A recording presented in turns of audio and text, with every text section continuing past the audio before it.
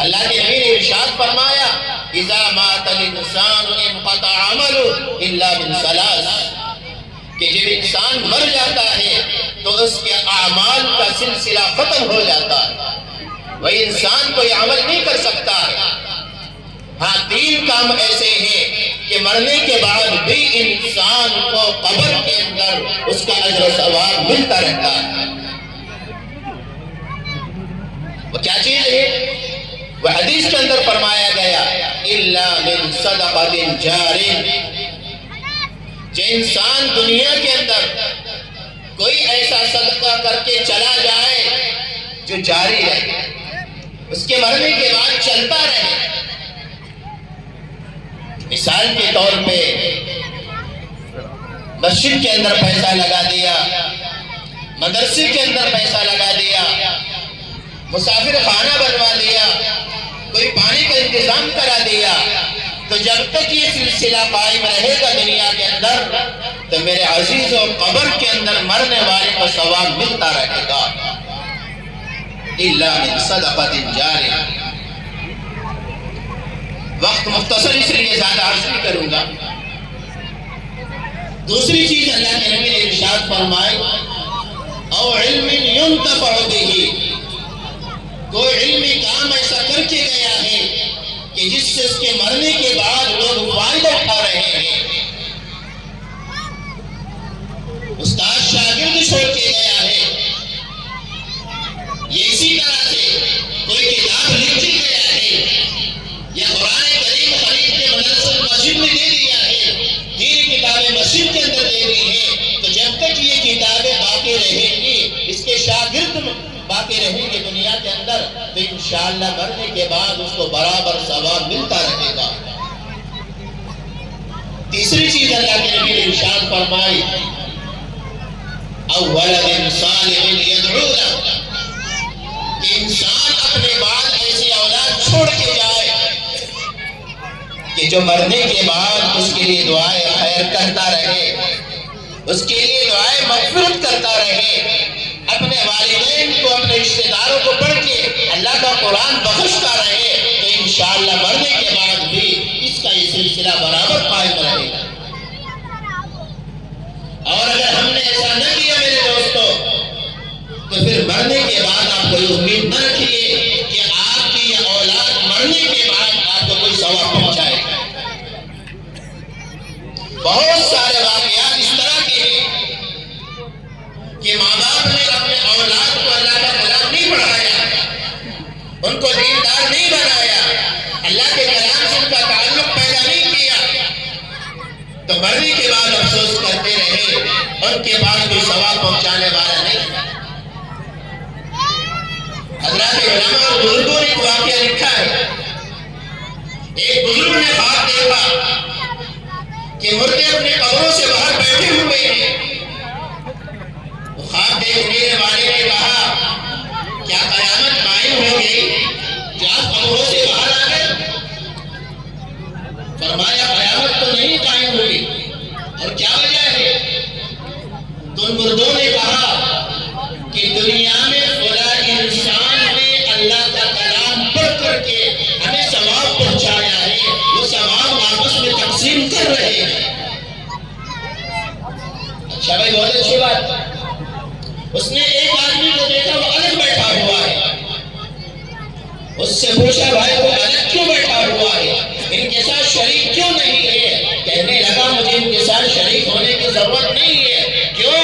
اس لیے کہ میں نے اپنے بعد میں اپنے بیٹے کو دنیا کے اندر اللہ کا کلام پڑھایا تھا، اپنے بیٹے کو حافظ قرآن چھوڑ کے آیا ہوں، میرا بیٹا مجھے قرآن پڑھ کے بخشتا ہے، اس لیے اس مجمع کے ساتھ مجھے بیٹھنے کی ضرورت نہیں، میرے پاس تو ثواب پہنچا رہا ہے۔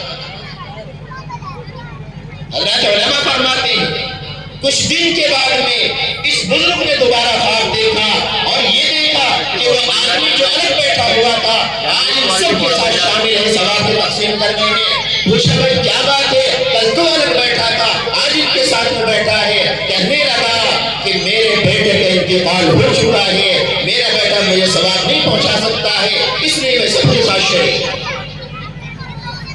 تو میرے عزیزوں، اگر آج ہم دنیا کے اندر اپنے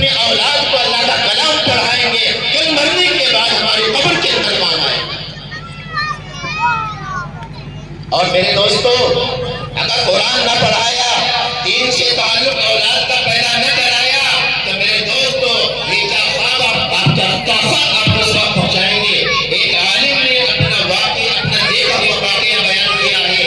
وہ فرماتے ہیں کہ میں ایک جنازے کے اندر شریک تھا، جنازہ رکھا ہوا ہے، کسی کا انتظار ہو رہا ہے آنے کا، پتہ کہ ابھی کون آنے والا ہے۔ فرمایا اس مرنے والے کا بیٹا باہر گیا ہوا تھا، آنے والا ہے، جب وہ آئے گا اس کے بعد ہی جنازہ ہوگا۔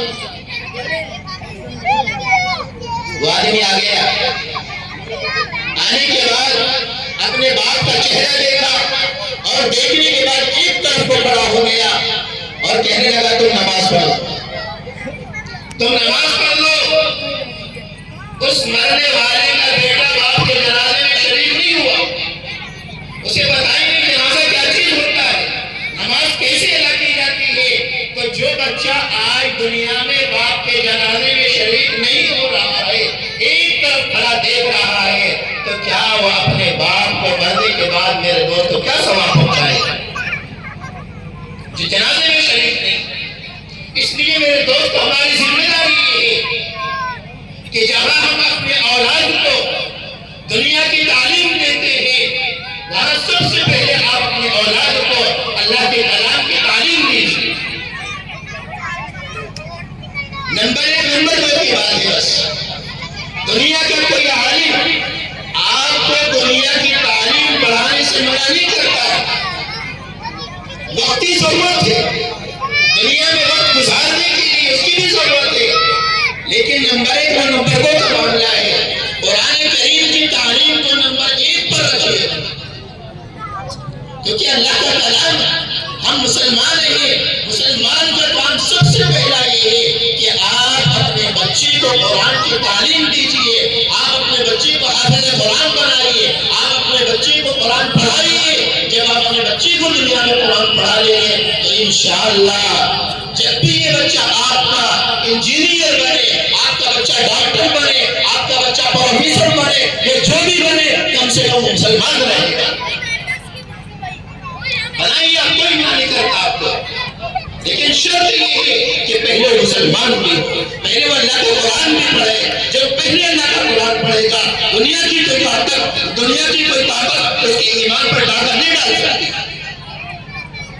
ورنہ تو آج میرے دوستو برابر ہے، اسکولوں کے اندر جو نصاب آئی ہے وہ ایمان پر ڈاکہ ڈالنے والا ہے، بچوں کے ایمان کو خراب کیا جاتا ہے، اس کے اندر کوئی دین نہیں ہے۔ میں نے کتاب کے اندر ایک واقعہ پڑھا تھا، ایک باپ نے اپنے دوستوں کی دعوت کی، مہمان آ گئے اور کھانے کی تیاری ہو رہی تھی، تو مہمان جب آ گئے، اس کا بچہ انگلش میڈیم میں پڑھتا تھا، عیسائی اسکول میں پڑھتا تھا، تو آپس میں دسترخوان پہ بات ہو رہی تھی کہ اللہ سب سے بڑا ہے، اللہ تعالی تنہا ہے، اللہ حاجت روا ہے، اللہ مشکل کشا ہے۔ چھوٹا سا بچہ بولا، ابو اللہ ایک نہیں، اللہ 3 ہے۔ کیوں؟ وہ کیوں کہہ رہا ہے؟ کیونکہ عیسائیوں کے اسکول کے اندر پڑھ رہا تھا، عیسائیوں کا عقیدہ یہی ہے کہ اللہ ایک نہیں، اللہ 3 ہے۔ جب چھوٹے چھوٹے اپنے معصوم بچوں کو غیروں کی جھولی میں ڈالیں گے تو میرے دوست کو پھر ایمان پر ڈاکہ ڈالیں گے، ان کے ایمان محفوظ نہیں رہے گا۔ آج ہمارے بچے، ہماری بچیوں کے ایمان پر ڈاکہ ڈالا جا رہا ہے، ہمارے بچے نہ جانے کہاں جا رہے ہیں۔ اس لیے میرے دوستو یاد رکھیے، اللہ کا فرمان ہے، یا ایھا الذین آمنوا قوا انفسکم واہلیکم نارا وقودھا الناس والحجارہ۔ اے ایمان والو، تم اپنے آپ کو، اپنے اہل عیال کو جہنم سے بچاؤ۔ اب کیسے بچیں گے؟ آپ بھی دین پر قائم رہیے، اپنے بچوں کو دین پر قائم رکھیے، اپنے بچوں کو دین تعلیم دیجیے، اس مدرسے سے تعلق پیدا کیجیے۔ تو قابل مبارکباد ہو ماں باپ جو اپنے بچوں کو دین پڑھا رہے ہیں، اور قابل مبارکباد ہے وہ انسان جو اپنا جھنڈا اس مدرسے کے اندر دے رہے ہیں، وہ بھی خیر سے محروم نہیں۔ اللہ مجھے آپ کو اس مدرسے کی اور دین کی قدردانی کی توفیق عطا فرمائے، اور اپنے بچوں کو دیندار بنانے کی توفیق عطا فرمائے۔ وآخر دعوانا الحمدللہ رب العالمین۔ ماشاءاللہ، الحمدللہ۔